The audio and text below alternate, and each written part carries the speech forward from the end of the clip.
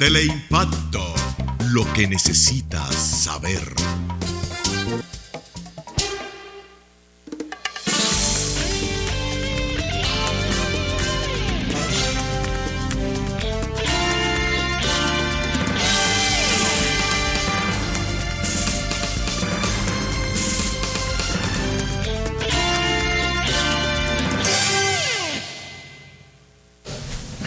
Muy buenas tardes, amables televidentes. Bienvenido a esta cita diaria que es al final de la tarde o comenzando la noche aquí en Teleimpacto.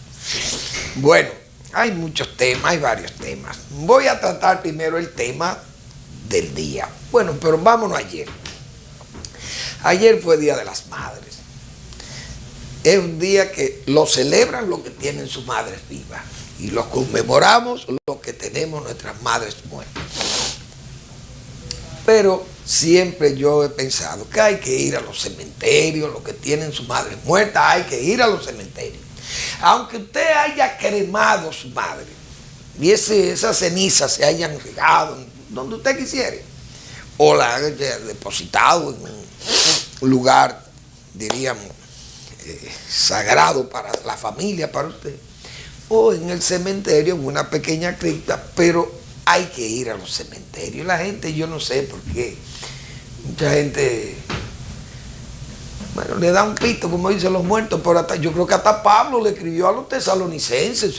Yo creo que esa carta de Pablo a los tesalonicenses es precisamente hablándole de los muertos, creo yo. Pero yo voy a tener que revisar, leer esas cartas de Pablo. Pero hay gente que realmente no va a los cementerios. Le da un pito. Yo voy a los cementerios, pero no lo hago por querer mostrar un interés diríamos, de figureo, o de ser más papita que el Papa, o echársela a uno, como dicen, de más firme con las cosas. Pero yo creo que cuando la gente va a los cementerios y reflexiona y piensa en esos muertos, y uno piensa en esos seres queridos, las madres de uno. Y ustedes saben lo que luchan las mamás, como dicen. Las madres que luchan en estos países tan difíciles, situaciones tan difíciles, para sacar a uno a camino. Esa cosa uno tiene, Señor, uno tiene que agradecer eso. Y uno va a esos cementerios y uno ve tumbas. Uno ve tumbas. Señores, que da pena. Yo voy y leo, casi todo el que va a los cementerios lee las lápidas, quiénes son los familiares. Ahí hay tumbas realmente de familia que yo los felicito, porque están cuidadas, limpias, organizadas. Esa gente no se queja del ayuntamiento, porque aquí todo el que deja una tumba abandonada allí cree que el ayuntamiento que tiene que limpiar. Los ayuntamientos no tienen que limpiar tumbas, ¿ok? Los ayuntamientos tienen que velar porque las calles estén limpias, arregladas y que haya orden. Está bien que haya orden en el cementerio, pero aquí hay una manga de gente irresponsable que compran su pedazo allí, tiran sus muertos allá, jamás vuelven ahí y la maleza tupida y crecida apenas se ven, ni siquiera se ven las tumbas, todo abandonado. Entonces usted llega a un cementerio y ve eso y dice, pero el ayuntamiento no limpia eso. Los ayuntamientos no tienen que limpiar tumbas, porque aquí le venden el espacio a la gente. Y entonces usted hace su espacio, lo demarca, lo deslinda, y usted entierra a sus muertos ahí. Ahora uno va al cementerio y ve muchos mausoleos y ve muchas tumbas cuidadas porque hay familiares que se ocupan de eso. Entonces ahí no hay problema, porque el administrador del cementerio o el ayuntamiento, en este caso los ayuntamientos, no tienen que ir a limpiarle tumba a usted. Usted que tiene que limpiar su tumba. Y eso pasa en esos cementerios como el Cristo Redentor y el Cristo Salvador, que también es bastante descuidado también, allá en la zona este. Pero, repito, hay mucha gente que cuida las tumbas de sus deudos y las sabe cuidar, y tiene gente incluso que paga para que se la cuide y que se la limpien y le corten la grama y la pinten, lo que tienen sus mausoleos allí o sus nichos organizados. Pero Repito, aquí hay gente que quiere que también le limpien la tumba. Y yo repito, he visto tumbas ahí de familias que yo conozco. Y sé que los deudos se quedaron con muchísimo dinero que dejaron eso que están enterrados allí. Y ni siquiera se dan el lujo, ni siquiera el lujo. La responsabilidad, el deber de ir por lo menos, no que le pongan flores, sino que limpien aquella cómo quedaron de esos muertos que están ahí. Quedaron con dinero, que la herencia que dejaron esos muertos, que le dejaron herencia a familiares, y esos no han vuelto más por ahí. Jamás han ido al cementerio. Pero después el ayuntamiento es el culpable de eso. No, no son los ayuntamientos. Repito, usted tiene que limpiar sus tumbas, que no es el ayuntamiento que tiene que limpiarlo. Bueno, hoy es 30 de mayo. Esa es una fecha que los dominicanos tienen siempre que guardar. ¿Por qué? Porque es el inicio de un periodo nuevo para el país. Esa es la verdad. La era de Trujillo fue demasiado absorbente. El personal de Trujillo, hombre ególatra, difícil de temperamento, un hombre fascinado con el poder, obsesionado con el poder, siempre se creyó ser el más eficiente de todos los dominicanos, era pulcro, no hay duda de ello, un hombre siempre organizado, trató de ser limpio, organizado. Hizo un gran trabajo en el país, un trabajo material extraordinario, porque hizo un rescate del país. Pero su obra material fue, diríamos, opacada por la parte, diríamos, espiritual, o la parte sentimental y la parte, diríamos, del ser humano, del respeto a la vida del ser humano y a todas estas cosas, porque aunque obraba a favor de seres humanos cuando hacía obras, pero también un hombre sumamente rapaz, le gustaba el dinero, la riqueza, la ostentación, los elogios, todos esos ditirambos que se le hacían, muchísimos alcahuetes que tenía, otros que eran poetas de él, le elogiaban y le hacían y le decían de todo, y que Trujillo era el Dios, después un hijo de Jesús, hermano de Jesucristo, hijo de Dios también. Pero hay que decir la verdad, el pueblo estuvo prácticamente en un oscurantismo. Nosotros, bueno, igual, miren que esa Cuba de los Castro, por ejemplo, 50 y pico de años, y ahora vienen abriendo ciertos espacios para que el cubano pueda salir fuera de Cuba y pueda ver qué es lo que hay. No, el cubano tuvo que vivir allí oculto prácticamente, cubierto, tapado allí. Entonces una dictadura es una dictadura donde quiera, porque entonces aquí había un periódico, y en Cuba hay periódico, Granma, y aquí estaba el Caribe, claro, el Listín tuvo que cerrar. Solo un periódico que fuera favorable a Trujillo. Igualito que en Cuba. Allí funciona Granma porque es favorable al régimen. Excelente. Y qué sé yo, que la revolución y otro, Juventud Rebelde, y qué sé yo, unas cosas que nada más elogios para la dictadura. Elogio. Y crítica para el que saque la cabeza a criticarle, a hacerle algunos señalamientos al régimen. Bueno, así vivió la República Dominicana, no hay duda de ello. 30 años. Realmente en total oscurantismo, una dictadura sanguinaria, Trujillo sumamente alevoso, orgulloso, pero muy alevoso, rencoroso, realmente tenía muchos rencores acumulados, muchos resentimientos de clase. Bueno, el hombre desarrolló una vida militar muy organizada, después de ser un oficial rescatado, después de andar en esas, diríamos, en ese patrullaje, en esa andanza, valga la redundancia, detrás de los famosos gavilleros, como le señalaron los americanos a quienes le combatían. Quienes le combatían, señores, porque los americanos aquí, hay que leer lo que dijo Noel, el arzobispo Noel, refiriéndose a ese periodo 16-24. Este pueblo no conocía lo que era tortura. Trujillo aprendió todo eso, fue ahí con los americanos.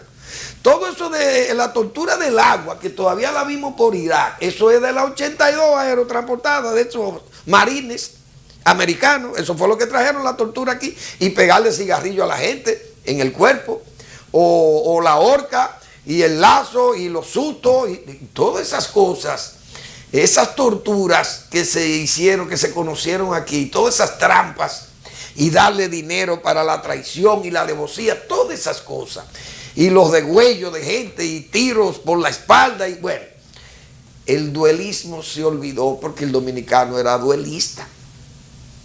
Lo invitaba a matarse a usted en el Cibao, lo invitaban a matarse como dos perros, como decía el contraalmirante Lajara. Pero después que vinieron los americanos, eso fue una escuela de tortura que el propio arzobispo Noel lo señalaba en cartas que dio. Fue una cosa, un periodo realmente de saña para el país. En esa época vinieron los americanos. Trujillo estuvo en esa escuela. Aprendió todos esos métodos y todas las diabluras. Y ahí se encaramó 30 años y hubo que matarlo. Y lo mataron. Entonces el 30 de mayo, señor, es una fecha que tenemos que guardarla con mucho respeto.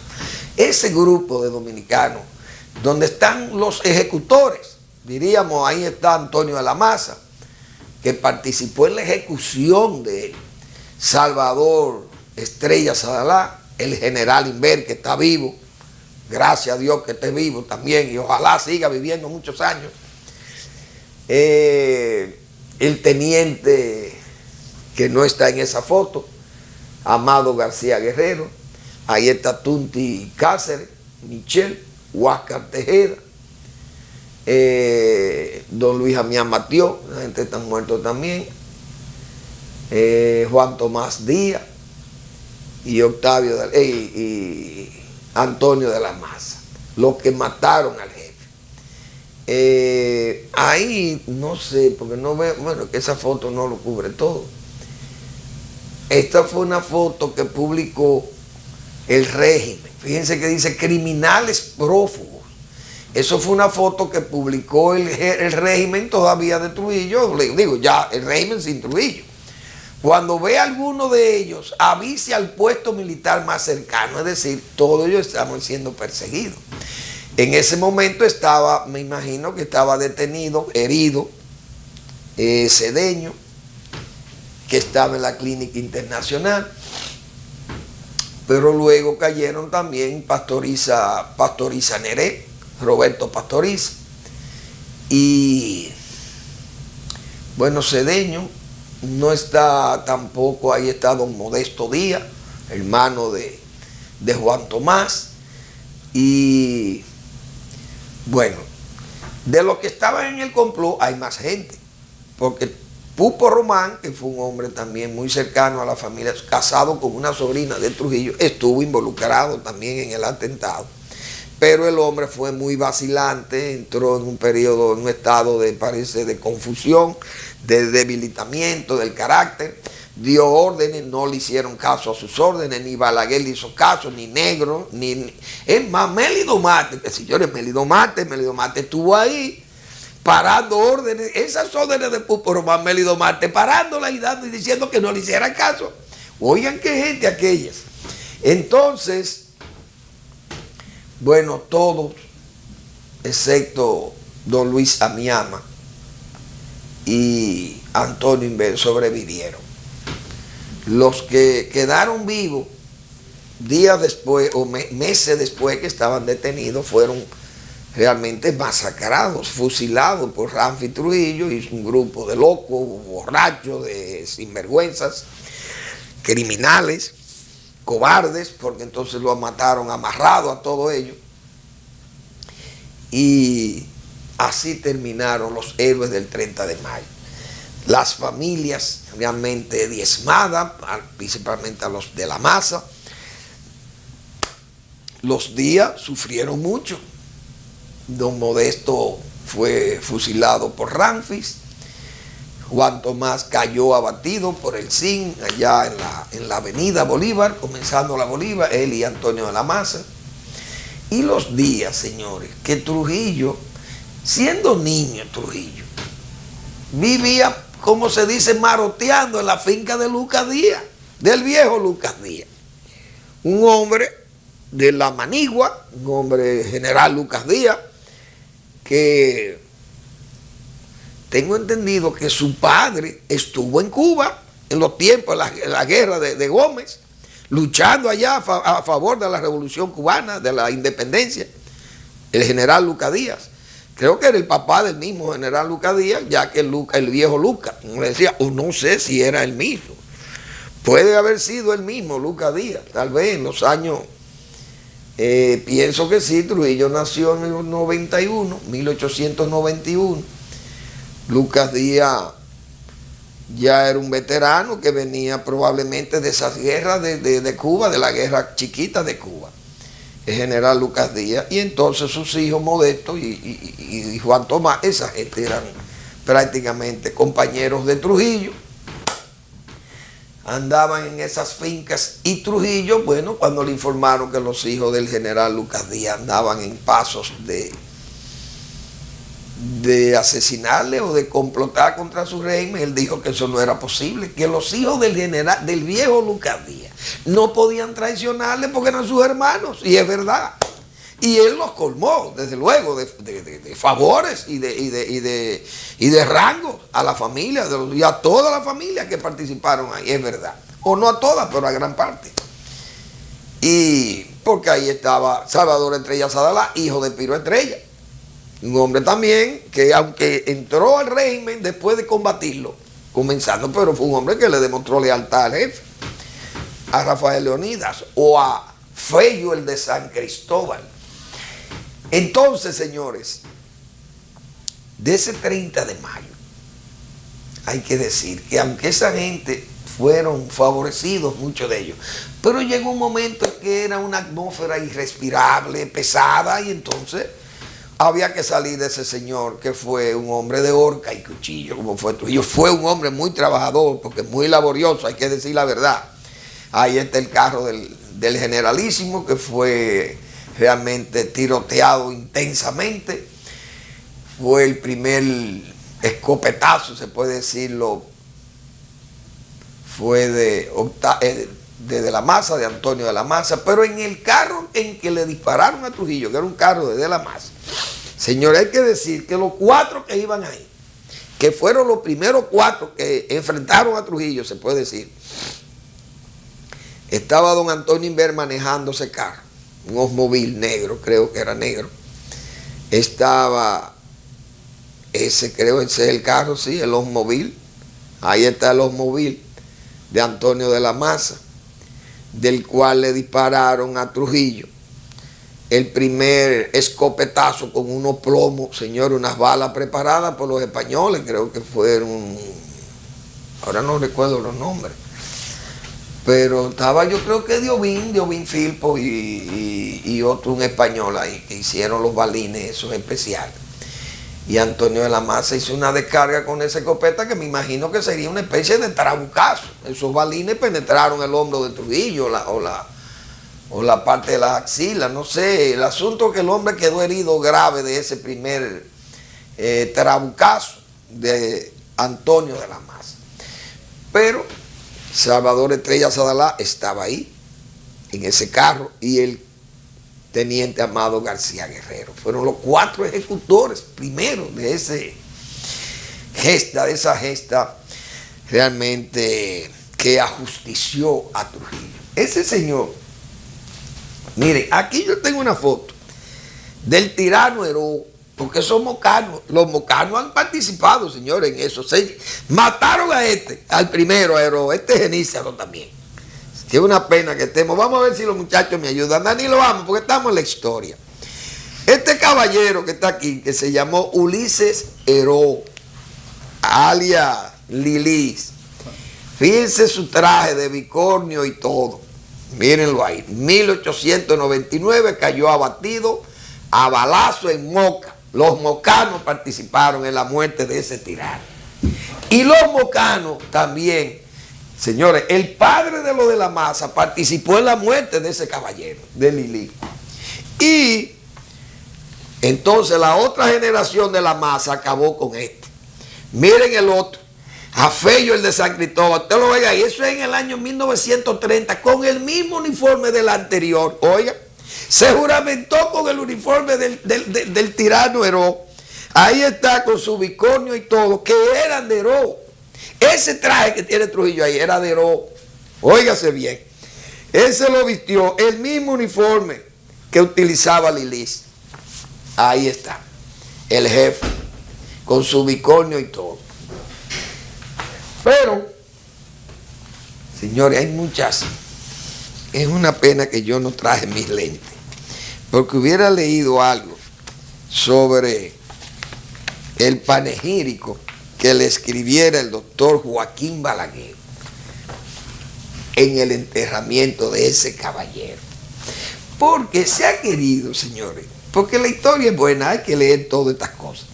Se quiso como estigmatizar a Balaguer por ese panegírico que hizo de Trujillo, pero hay que decir lo siguiente: Balaguer primero era la persona ideal para ese panegírico, era Balaguer. Primero, por la siguiente razón: era amigo de Trujillo, servidor de Trujillo, pero era un intelectual de primera categoría, de primera línea. Y además, ¿cuántos panegíricos le había hecho a personajes importantísimos del régimen?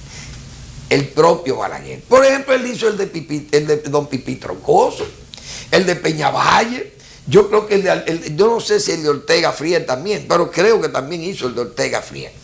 Es decir, Joaquín Balaguer era un hombre que era un especialista en esas, diríamos, en esos discursos, en esa oratoria fúnebre. Entonces, como él era el presidente cuando mataron a su amigo el jefe, lo más lógico que ese señor leyera el panegírico. Ahora, los que criticaron ese panegírico que hizo Balaguer, lo criticaban por lo que Balaguer dijo en el panegírico, los elogios que hizo. Pero yo le voy a decir una cosa. Señores, Balaguer era un hombre tan talentoso que a cualquier enemigo de Trujillo le decía: mire, venga usted y diga y hágale usted el panegírico. Y no había talento para hacérselo. No había el talento que demostró Balaguer en ese panegírico. Lo que Balaguer escribió en ese panegírico, yo puedo decir responsablemente que pocas veces yo he leído poco discurso fúnebre como ese discurso que le hizo el señor Balaguer al señor Rafael Leonidas Trujillo, su amigo y mentor. Pero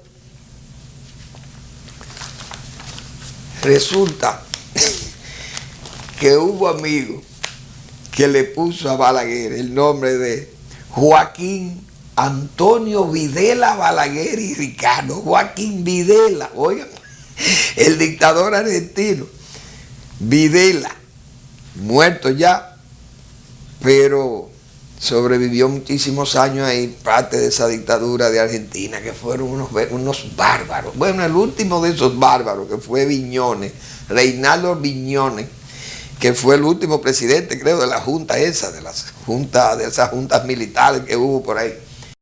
Pero lo sentenciaron a 20 años más, pero tiene como 80, es decir, que ya se morirá en la cárcel. Pero yo he dejado mi lente y no voy a poder leerle por lo menos 2 párrafos de ese panegírico que le hiciera Balaguer el día 2 de junio, o sea, 3 días después, cuando enterraron a ese señor en San Cristóbal, en una iglesia que está en el Parque de las Piedras, que le llaman. Yo no sé cómo que llaman esa iglesia, pero ahí fue que enterraron a Trujillo por primera vez. Luego lo sacaron y lo metieron por allá por Europa. Pero si yo pudiera leer con esta escasísima visión, decía Balaguer aquí: he aquí, señores, tronchado por el soplo de una ráfaga leve, el roble poderoso que durante más de 30 años desafió todos los rayos y salió vencedor de todas las tempestades. El hecho horrendo Claro, porque tenía que decir eso. La gente quería que, los críticos de Balaguer querían que Balaguer dijera, le echara ahí peste, rayo y centella a Trujillo enterado, con todo el trujillato y la familia y todos los mandos militares al lado. Aún así, Balaguer fue valiente para leer lo que dijo ahí. Es una pena que yo no tenga los lentes ahora para poder leer este panegírico, pero que yo puedo invitar a los jóvenes a que se lean ese panegírico, no como por los elogios que Balaguer hace, su prosa, es decir, la altura con la que Balaguer ahí, señores, despidió a Trujillo con esa oratoria propia de un hombre del talento de Joaquín Balaguer. Eso hay que leerlo. Olvidémonos de los elogios que hizo, porque eso era, como dicen, eso era una condición sine qua non, había que hacerlo. Porque usted no va a enterrar un muerto y lo va a enterrar entonces insultándolo. ¿Qué es lo que tenía que decir Balaguer? Ese roble que fue Trujillo, que aguantó todos los rayos y toda la tempestad, y no fue verdad. ¿Y cuántas conspiraciones y cuántos complot para matarle hubo? Y todos los problemas en los que ese hombre se metió y salía de sus problemas. ¿O usted cree que esas matanzas de haitianos y los problemas de Rómulo Betancourt y derrocando gobierno por allá, por Jacobo Arben en Guatemala, y eso era ese señor? Usted era un hombre de horca y cuchillo y combatiendo en América Latina a sus adversarios. Es decir, que era un verdadero roble, como dijo Balaguer, era un Guayacán sureño. Pero bueno, no voy a poder leerle no voy a poder leer el panegírico, porque la verdad que en las letras, como están ahí, son tan mínimas que mi mínima visión no puede, no la puedo leer. Esa es la verdad. Bueno, vi una noticia, el FMI advierte sobre impacto de deudas. Honduras, Panamá y República Dominicana están mucho más expuestos al ciclo de los Estados Unidos. Mayor vulnerabilidad real, según expertos. No hay duda que como va a Estados Unidos, pues nosotros dependemos mucho de ese mercado. Bueno, eso es una obviedad. Ahora, la deuda, esa deuda, hay que tener cuidado. Nosotros, los dominicanos que vivimos la época de Balaguer, sabemos que Balaguer fue una persona muy cuidadoso con el asunto de la deuda externa. Se cuidó de que su régimen no fuera un régimen dependiente de deuda externa, y menos para cubrir déficit fiscal. Balaguer siempre estaba en superávit. Su déficit era muy mínimo. Tal vez en tiempos electorales se le iba un poquito la mano, pero lo sabía recoger.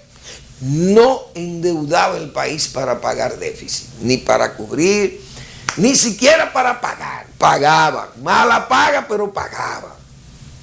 Y como no era muy adicto al préstamo fácil, a esa bóveda extranjera, entonces Joaquín Balaguer, nadie se metía con él. Al contrario, lo veían como una necedad en el medio. Porque Joaquín Balaguer, al no tomar prestado, entonces el Fondo Monetario y esos banqueros y todo el establishment del financiamiento y del acogotamiento también se veían en Balaguer un mal ejemplo en América Latina. Si este país hubiera sido grande, un país de peso, diríamos, de peso específico en la zona, hubiera puesto ejemplos sobre la deuda, pero en América Latina comenzaron a coger prestado, como dicen, a manirrota, en forma manirrota, cubriendo déficits y al mismo tiempo llenando de muchísimas obras de infraestructura y de gasto corriente y empleomanía y gasto contra la pobreza, diríamos, más de pantalla o de tramoya, de lucha, y entonces se fue endeudando a América Latina en forma, diríamos, peligrosa. República Dominicana no tenía ese problema cuando Joaquín Balaguer estaba dirigiendo el país, por lo menos los primeros 12 años. Cuando Balaguer volvió en el 86, que había dejado una deuda de 911 millones de dólares, no toda de él, por lo menos de él, de 12 años de su gobierno, podían tener 700. El resto fueron de esos regímenes desde Trujillo hasta el 66, un periodo sumamente incómodo en la República Dominicana, muy difícil, con una economía realmente estancada, que no avanzaba con todos los problemas políticos que hubo, la revolución después. El país comienza a despegar después del 66. Y entonces ya habían deudas hechas del Triunvirato, del Consejo de Estado, yo no sé, del gobierno de Juan Bosch, se hicieron algunas, creo que muy poco también, Bosch no dio tiempo para nada, pero andaba detrás de préstamos. En resumen, el país, cuando Balaguer salió en el 78, tenía unos 911 millones de dólares de deuda. Al llegar el PRD, un partido endeudador, comenzó a que el país era inconmensurable el crédito, que tenía crédito ilimitado, que el país tenía que tomar prestado porque era una vergüenza en América y que Balaguer sacrificaba las generaciones futuras y sacrificaba la de ahí también, la presente. Entonces había que coger prestado. Vinieron a aumentar salarios, a crear déficit y a hacer poquitas cosas con préstamos extranjeros. La deuda, cuando Balaguer volvió al poder en el 86, ya andaba casi en más de 3.000 millones de dólares. Se había triplicado la deuda. Entonces, ahí vino un periodo muy inestable, ese primer periodo de Balaguer, 86-90. Porque entonces Balaguer no tenía la forma, no podía pagar.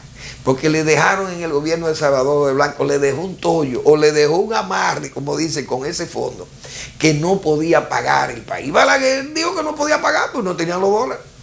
Entonces el país entró en una situación sumamente penosa, caótica. Una inflación altísima, no había divisa, no había ni combustible. Aquí ustedes recuerdan que hubo unas medidas heroicas, que la gente hacía cola para comprar gasolina. Como está Venezuela, que no tenía dólares. No había dólares y entonces todo desabastecimiento total, como dicen, o casi total. Joaquín Balaguer fue reelegido con esa situación y entonces ya en el 91 tomó medidas también heroicas y comenzó a desmontar subsidios y comenzaron a trabajar con números reales. Se desmontaron muchísimos aranceles en las aduanas. Bien, Joaquín Balaguer se fue del poder en el 96. Y la deuda andaba en 3.600 millones de dólares. Es decir, el hombre en 10 años más, 600 millones, a lo que le habían dejado 400, 500 millones de dólares, a lo que había dejado ya el PRD de don Antonio Guzmán y de Salvador Jorge Blanco. Entonces, después de Balaguer viene Leonel Fernández. Leonel Fernández y su gobierno fue un gobierno muy, diríamos, respetuoso de la deuda externa. La redujo cuando entregó el poder. Aumentaron las recaudaciones locales y con esas recaudaciones el gobierno entonces pudo ampliar servicios y el país organizó finanzas, organizó las instituciones y hubo un avance, no hay duda de ello. Pero el gobierno de Leonel Fernández fue respetuoso de la bóveda externa y redujo la deuda, creo, en unos 200 millones de dólares. Esa es la pura verdad. Viene Hipólito Mejía y duplica esa que estaba ahí. Y eso se quedó como en 7.000 millones en 4 años. Llega el PRD de nuevo y comienza el endeudamiento, Leonel Fernández. Y terminamos en el periodo 2004 al 2016 con una deuda crecida realmente ya prácticamente impagable. Esa deuda es impagable. Y yo hago este pequeño historial porque hay mucha gente que dice: Fermín, ¿y cómo es que vamos a pagar esta deuda? Y yo he dicho: no se preocupe, que la vamos a pagar, porque no las van a condonar, pero es con un trueque que lamentablemente solo eso, la única voz o una de las voces, mejor dicho, porque varias voces las hay, pero una de las voces que más ha dicho esas cosas es la voz del doctor Marino Vinicio Castillo.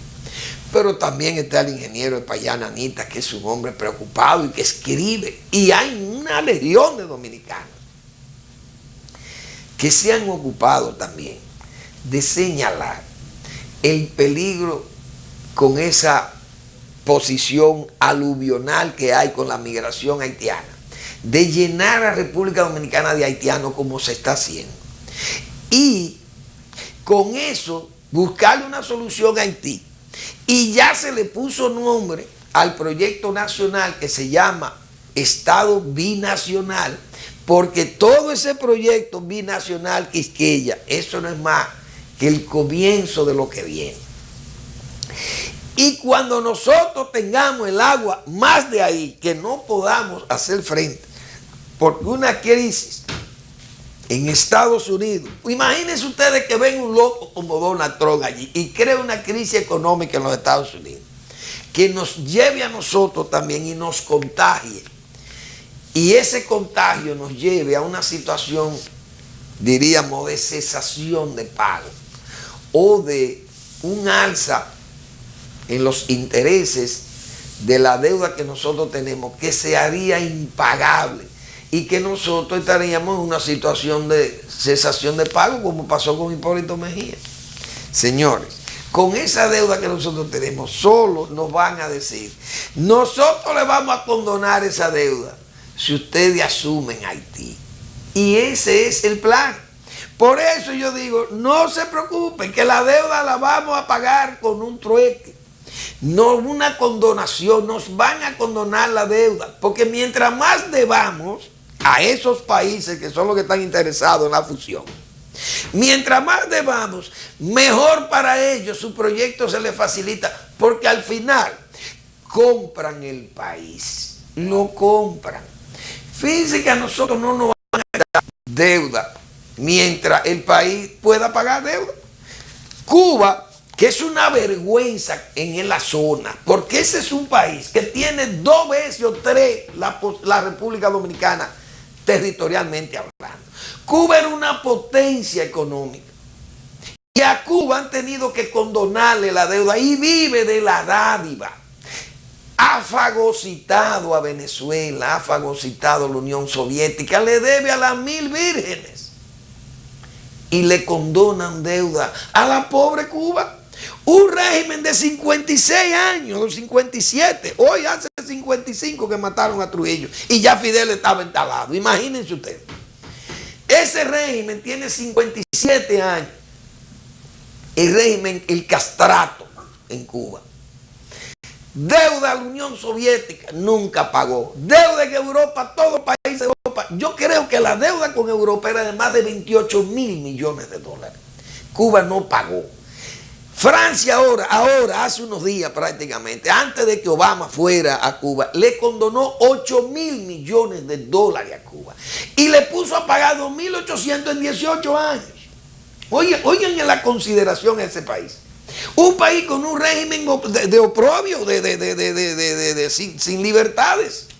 Entonces a Cuba, España le cambió deuda por inversiones. Una cosa, Estados Unidos ya eso prácticamente le dijo, no paguen si ustedes quieren la deuda con Estados Unidos.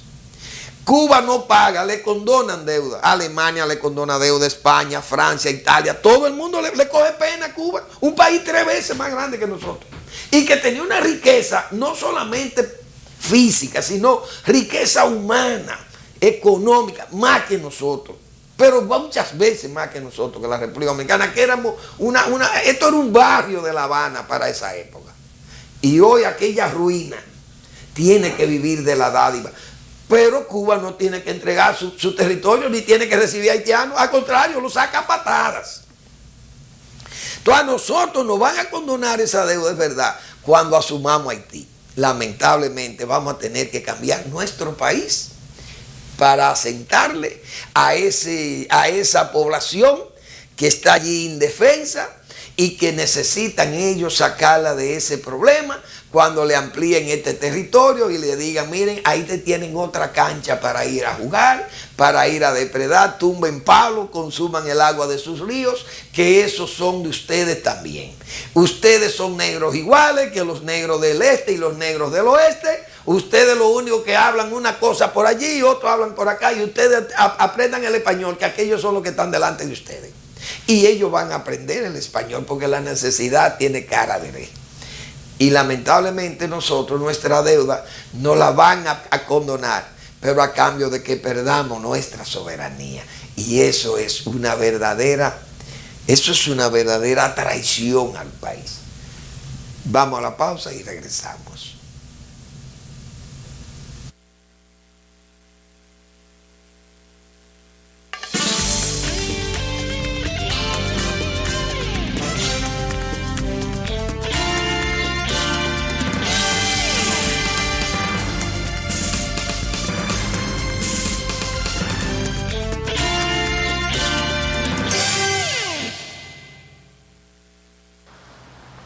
En estos 75 años, descubrimos que hemos sido nosotros quienes resultamos motivados por lo que eres, lo que representas y lo que inspiras.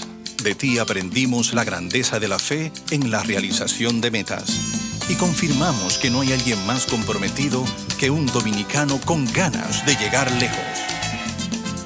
Contigo entendimos que eso que arde en el pecho es el deseo de seguir adelante y darlo todo por un mejor país, por los valores que vemos en ti, por el camino recorrido juntos y por lo que nos queda por caminar. Somos más dominicanos que nunca.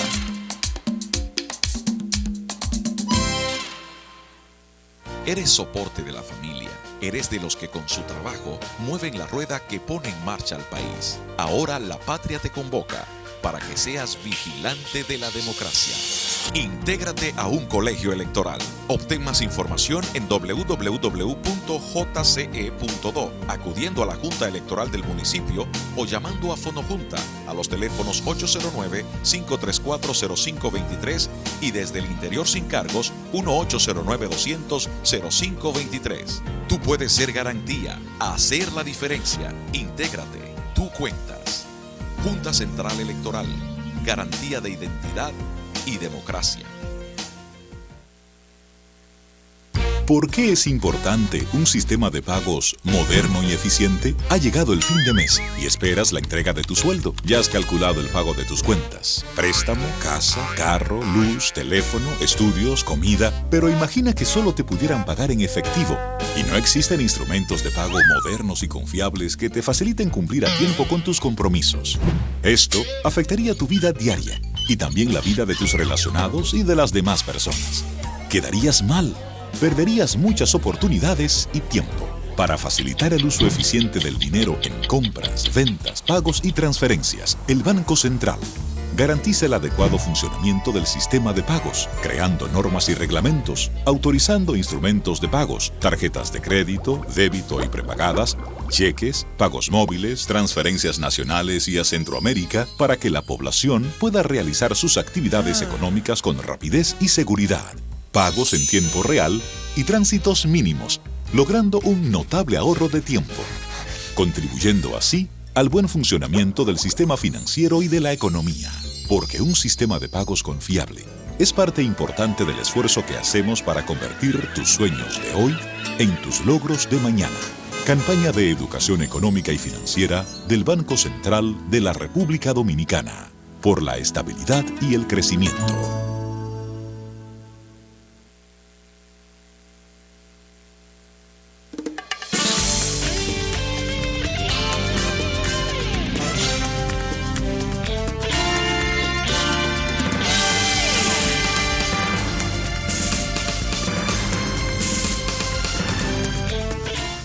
La verdad que 25,000 millones de dólares o 30, eso es una cosa del otro mundo. Por pensar que Trujillo eran 10 millones de dólares, la deuda eterna, al final lo que tenían que pagar eran 10 millones de dólares, señores. ¿Usted se imagina qué feo el de San Cristóbal? O el mismo Joaquín Elito Balaguer. Esa gente lo premie Dios con una resurrección y ven estas deudas de ahora. Una gente, señores, imagínense Trujillo, que hizo el puente Radamés, hoy puente Duarte, y no se debe 5 centavos de él. El canal Yuna, no se deben 5 pesos de él, ni del canal Navarrete el viejo, o de las carreteras que se hicieron, los puentes y ríos y flúmenes, y bueno, ríos no, pero casi hizo ríos, los hospitales, del hospital por ejemplo Estrella Ureña, no se deben 5 centavos, o del Gotiel, o de los que están allá en la zona norte, el Morgan, no se veía 1 peso de él, ni del Darío Contreras, ni del el Moscoso Puello, ninguno, ni de la maternidad a San Rafael, de eso no se deben 5 pesos. Pero estamos en tiempo que hasta para hacer un complejo de letrina hay que buscar dólares prestados. Y es una pena. Ustedes se imaginan lo que vale la Churchill hoy, señores, la 27 de febrero.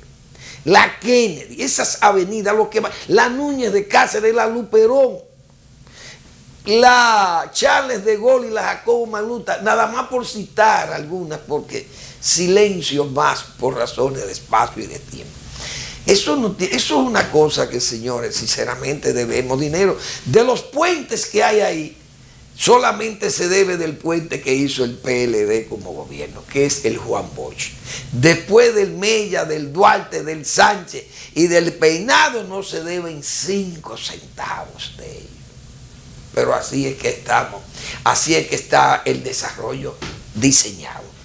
Señores, tengo que hacer críticas preventivas a una mayoría que tiene el PLD de nuevo, una mayoría congresual, municipal y el Ejecutivo. Ahora, yo decía antes de estas elecciones, ¿para qué sirve retener o ganar más poder si será recordado por no actuar cuando era urgente y necesario? ¿Por qué yo digo esto? Señor, el PLD ha sido revalidado. Y el boletín 14 de la Junta Central Electoral, el PLD han votado 2.8 millones de dominicanos votaron por el PLD y su aliado. Elecciones según boletín número 14. 104 municipios de 158, oigan qué mayoría, 127 diputados de 190, oigan qué mayoría, 28 senadores de 32. Y ustedes me dirán, pero ¿y por qué que no actúa? Bueno, pues antes de los gobiernos de ahora todavía, la mayoría es más aplastante que esa. Y el PLD se ha guardado las reformas. Por eso digo mis críticas preventivas, porque el PLD, señores, le va a quedar el manchón, si no actúa ahora por lo menos, tiene esta otra oportunidad, pues tienen una mayoría ahí extraordinariamente fuerte, para tomar las reformas que haya que hacer, porque no es posible que a 12 años, o mejor dicho, 10 años con esa mayoría tiene transitando el PLD y no ha podido hacer la reforma policial, la ley de armas, la ley de tránsito, las reformas políticas a los partidos, la ley electoral, qué sé yo, todas estas cosas. Los códigos, el procesal penal, el código penal, a ese procesal penal hay decenas de miles de muertos provocados porque por eso el código, porque no se atreven a revisarlo, porque son unos gobiernos temerosos, temblorosos, no se atreven a actuar. Ni las reformas políticas, ni las reformas económicas, ni la reforma fiscal. No hay los salarios, el relajo de los salarios o el relajo de las pensiones. No se ha querido actuar con una mayoría realmente aplastante. ¿Para qué ha servido la mayoría? Para una suerte de arribismo consustancial. Es decir, el Partido de la Liberación Dominicana, yo decía la semana pasada, es un partido que ha convertido la ética y la moral que siempre exhibió con los tiempos de Juan Bosch, para mantenerse en el poder, no importa los métodos, y para amar el bacalao, como se dice. Entonces, señores, lamentablemente, ese partido le va a quedar el manchón igualito que el PRD, porque es un ADN que tiene. El PRD tuvo esa mayoría realmente aplastante. La tuvo, pero la desperdició, se fue por la cloaca. Luego alegaron que ellos no podían hacer nada, pero nunca pudieron hacer nada. Recuerden cuando Balaguer le quitó 4 senadores. Bien, pero Balaguer lo hizo realmente, y ellos mismos contribuyeron a hacerlo, para no verse forzado a tener que hacer reformas, porque no le convienen hacer reformas, porque no se atreven o son gobiernos temblorosos. No hicieron la reforma, pero se agarraron de que Balaguer le robó 4 senadores. Pero bien, el pueblo es muy sabio. Vamos a darle otra mayoría. Y se la dio con Salvador Jorge Blanco. Senado auténticamente PRDista. La justicia PRDista. Municipalidades PRDista. Ejecutivo PRDista. Todo era PRDismo. Se fue por la cloaca ese poder. Dejaron el país en una condición precaria. Salvador Jorge Blanco, un gobierno apestado por la corrupción y todo eso. Se fueron a las luchas fratricidas y hasta 2 cabezas de Congreso tuvieron en el Senado. Dos senados. Una cosa increíble. Se fue esa mayoría, se perdió y no hicieron ni media reforma.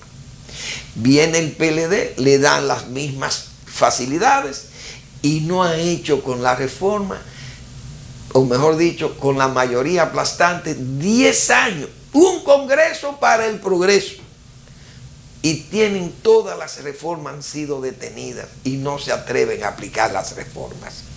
Y repito, ley de medio ambiente, ley de agua, la ley territorial, la reforma policial, la ley el procesal penal, la revisión del penal, del código penal, la revisión de que la ley de la policía, qué sé yo, la ley de partido, la ley electoral, reforma fiscal, reforma eléctrica, todo detenido con esas mayorías que han sido realmente, diríamos, la benevolencia del pueblo dominicano le ha dado esa fuerza. Entonces, el presidente, por ejemplo, anunciaba en la campaña que hay una serie de reformas que se van a hacer, pero teníamos esos 32 senadores, ahora son 28. ¿Para qué exponer? Decía yo, ¿por qué exponerse a perder esa mayoría? Por ejemplo, si se hubiera perdido la mayoría, entonces, ¿usted sabe cuál hubiera sido la excusa del PLD? Bueno, no hubo tiempo, no nos pudimos poner de acuerdo para la reforma, pero ahora no va a haber excusa. Tienen esas mayorías realmente que tienen que usarlas para que le sirvan al país y dejar de estar realmente en este arribismo consustancial, como digo yo. El PLD no puede estar pensando en función de ello, hay que pensar en función, como dice, del pueblo dominicano, del bien común.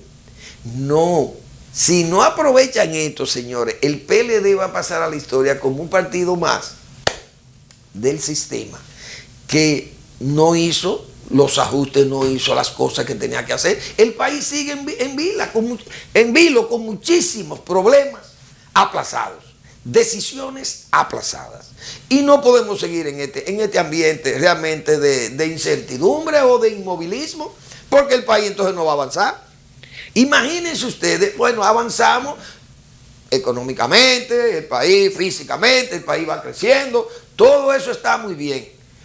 Pero no hay desarrollo humano, se les reclama que tiene que haber un desarrollo total. Pero si hay que hacer reformas fiscales para agenciar más recursos, para que la gente tenga más servicios, y los que ganan mucho ganen menos, o se ponen impuestos, qué sé yo, no sé. Pero hay que buscar la forma de cambiar las cosas, de que se hagan reformas creíbles, reformas sustanciosas, que la gente la pueda valorar. Pero ¿y para qué sirven entonces esas mayorías? Porque las municipalidades no sirven para nada.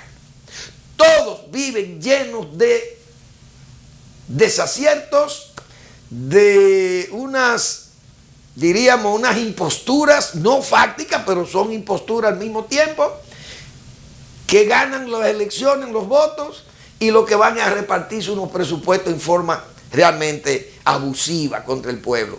Regidores, síndicos, una barbaridad. Los senadores y los diputados también. Entonces, señores, yo creo que después que el pueblo bendice o le da esta oportunidad de nuevo al PLD, le brinde estas mayorías que yo acabo de citar aquí, es justo que se hagan las reformas y que se dejen de estar contemplando su bienestar, porque lamentablemente el país mañana se lo va a reclamar. El éxito no es definitivo. Yo quiero que se aprendan eso de memoria. El éxito no es definitivo. Tiene sus limitaciones también. Vamos a seguir con estos temas, pero será mañana, porque ya el tiempo se nos agotó. Y cuando se agota el tiempo tenemos que irnos porque hay compromisos después de nosotros. La respuesta del doctor Marino Vinicio Castillo, que quiero siempre recordarla. No se pierdan de ver al doctor Castillo, siempre tan pedagógico. Y en estos tiempos, él ha venido haciendo unos señalamientos ahí realmente contundentes, que yo creo que hay que ponerle atención, seguir oyendo todas esas, realmente,